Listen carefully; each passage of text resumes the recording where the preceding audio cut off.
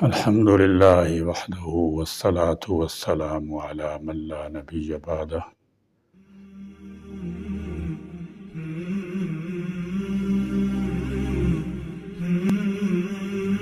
نوجوان کسی بھی قوم کا اصل سرمایہ اور مستقبل کے معمار ہوتے ہیں۔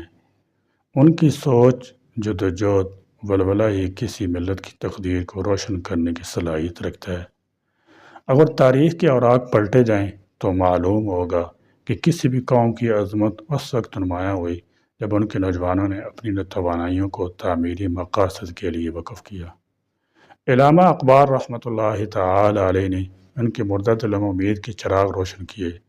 یہی نوجوان تھے جو شعور، اطاعت، جدوجہد کے ذریعے غلامی کے توق و تار پھینکنے میں کامیاب ہوئے۔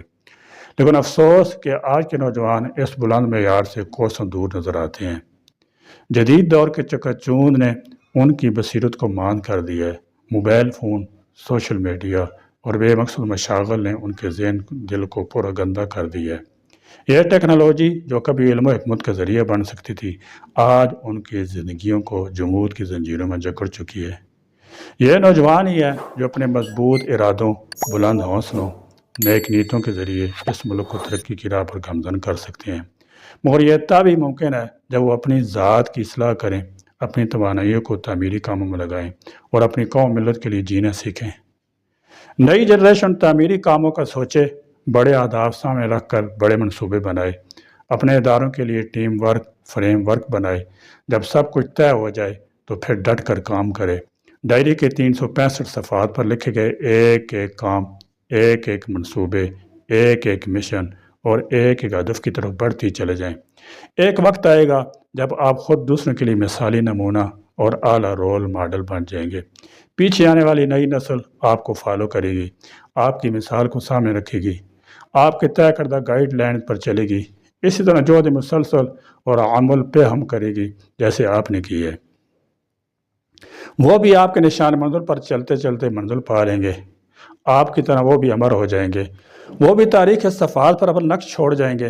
سب سے پہلے آپ نے خواب دیکھنے ہیں، سوچنا بھی ہے، منصوبہ بندی بھی کرنی ہے، عملی اقدامات بھی کرنے ہیں، عرق ریز محنت بھی کرنی ہے۔ آپ اپنے مستقبل کی جو تصویر دیکھنا چاہتے ہیں اس کے لیے وہ کام کریں جو ہر لمحہ، ہر گھنٹہ، ہر دن، ہر ہفتہ، ہر ماہ، ہر سال آپ کو اپنے ویژن کے قریب تر لے جا رہے ہوں۔ اسی سے کامیابیاں، ترقیاں اور خوشی ملتی ہیں۔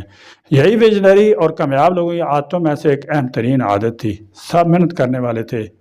یہ بات یاد رکھیں، خوابوں کی تعبیر نہیں ملتی ہے جو جہد مسلسل، عمل پہ ہم، مستقل مزاجی محنت سے کام نہیں کرتے۔ اگر آپ چاہتے ہیں کہ آپ کا نام بھی دنیا میں امر ہو جائے، اگر آپ بھی کسی بھی فن، کام، منصوبے میں کامیاب ہونا چاہتے ہیں تو آپ بھی اچھے اچھے خواب دیکھیں، سوچیں، غور و فکر کریں، منصوبے بنائیں، حکمت عملی سیکھیں، اپنی صلاحیتوں میں اضافہ کریں، اپنے ذہن کو استعمال کرنا سیکھیں۔ دنیا میں سب سے زیادہ کام مزدور کرتا ہے لیکن مزدوری اسے سب سے کم ملتی ہے، جبکہ ٹھیکیدار، نقشہ بنانے والے کو سب سے زیادہ رقم ملتی ہے۔ چنانچہ آپ پوری کوشش کر کے پہلے سوچیں، منصوبہ بندی کریں، پھر عملی اقدامات کی طرف آئیں۔ آپ اس پر یقین کر لیں کہ جس طرح عزم اور دعا کا بظاہر کوئی وجود نظر نہیں آتا لیکن ان سے بڑے بڑے کام ہو جاتے ہیں۔ یہ بات ذہن نشین کر لیں کہ صرف خوابوں، خیالوں، آرزوؤں، خواہشوں سے کچھ نہیں ہوتا۔ اس کے لیے عملی اقدام، جہد مسلسل اور عمل پہ ہم لازمی شرط ہے۔ صرف خواہشوں اور آرزوؤں سے یہ دنیا نہیں چلتی۔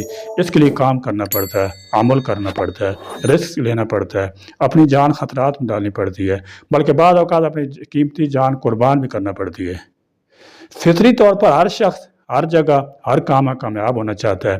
ایسی کامیابی چاہتا ہے کہ اسے تمام غموں، پریشانیوں، مصیبتوں، ہر قسم ٹینشن وغیرہ سے نجات مل جائے۔ ایک بات یاد رکھیں کہ جب ہم کامیابی کہتے ہیں تو اس سے دین اور دنیا دونوں کی کامیابی مراد ہوتی ہے۔ ہم مسلمان ہیں اور مسلمانوں کے ہاں کامیابی کا وہ تصور نہیں ہے جو مغرب کے ہاں ملتا ہے۔ مغرب اور مغربی مفکرین نے کامیابی کو صرف دنیاوی کامیابی تک محدود کیے ہوئے ہے۔ ستم ظریف ہی تو یہ ہے کہ اب مسلم معاشرے میں بھی کامیابی کا یہی تصور پنپنے لگا ہے۔ ہمارے ہاں کامیابی کا تصور معاشرے مروج روایتی تصور سے قدرے مختلف ہے۔ ہمارے نزدیک کامیابی کا وہی تصور ہے جو اللہ تعالیٰ نے دی ہے، چنانچہ قرآن کریم کی سورۃ بقرہ کی آیت نمبر 201 میں ہے، اے ہمارے پروردگار ہمیں دنیا میں بھی بھلائی عطا فرما اور آخرت میں بھلائی دے۔ دنیا اور آخرت دونوں کی بہتری کامیابی کا حکم دیا گیا ہے، اور جو شخص صرف دنیاوی کامیابی کے لیے ساری جدوجہد کرتا ہے اور آخرت کو بھول جاتا ہے تو اس کے بارے میں بڑی سخت وعید ہے۔ چنانچہ قرآن کی سورۃ بقرہ کی آیت نمبر 200 میں ہے، اور آخرت میں ان کا کوئی حصہ نہیں ہے۔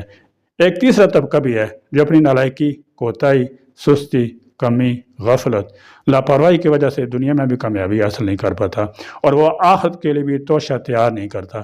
ایسے شخص کے بارے میں قرآن کی سورۃ الحج کی آیت نمبر 11 ہے، ایسے شخص نے دنیا بھی کھوئی اور آخرت بھی، یعنی دین اور دنیا دونوں میں ناکامی ہوتی ہے، دونوں میں خسارہ ملتا ہے۔ ظاہر بات ہے کہ اگر کوئی شخص دنیا میں یا آخرت میں ناکام ہوتا ہے تو اس کا ذمہ دار وہ خود ہی ہے۔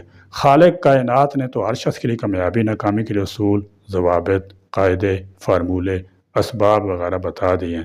قرآن کی سورۃ البلد کی آیت نمبر 10 میں ہے، اور ہم نے اس کو دونوں راستے بتا دیے ہیں، اب یہ انسان کی مرضی پر منحصر ہے کہ وہ کس راستے کا انتخاب کرتا ہے۔ میری نوجوانوں سے مؤدبانہ گزارش ہے کہ ہم مسلمان قوم ہیں، ہم اسلام کی تاریخ سے سیکھ کر خود ہی کچھ کرنا ہوگا۔ حضرت ابراہیم علیہ السلام نے نوجوانی میں بت توڑ کر اپنے آباء و اجداد کی غلط روایت کو ختم کیا۔ حضرت یوسف علیہ السلام نے نوجوانی میں گناہ کی دعوت کو ٹھکرا کر ایمان کے راستے کو ترجیح دی۔ طارق بن زیاد، محمود بن قاسم، عبد الرحمن اول، احمد شاہ عبدالی، شہاب الدین غوری، یہ سب نوجوان ہی تھے جنہوں نے قرآن سنت کی بالادستی اور معاشرے کی بحالی بقا کے لیے اپنا تن من دھن سب قربان کر دیا، اپنے وطن پر سب کچھ نشاور کر دیا۔ آج ہمارے ڈھیروں مسائل ہیں، ایک سے بڑھ کر ایک مسئلہ سر اٹھا رہا ہے۔ ایسے نوجوان ہی اس ملک میں فعال کردار ادا کر سکتے ہیں اور انہیں کی قوت سے پاکستان کی جیت بھی ہوگی انشاءاللہ تعالی۔ اللہ تعالیٰ ہمارے نوجوانوں کو کامیابیاں، ترقیاں نصیب فرمائے۔ آمین۔ وآخر دعوانا الحمدللہ رب العالمین۔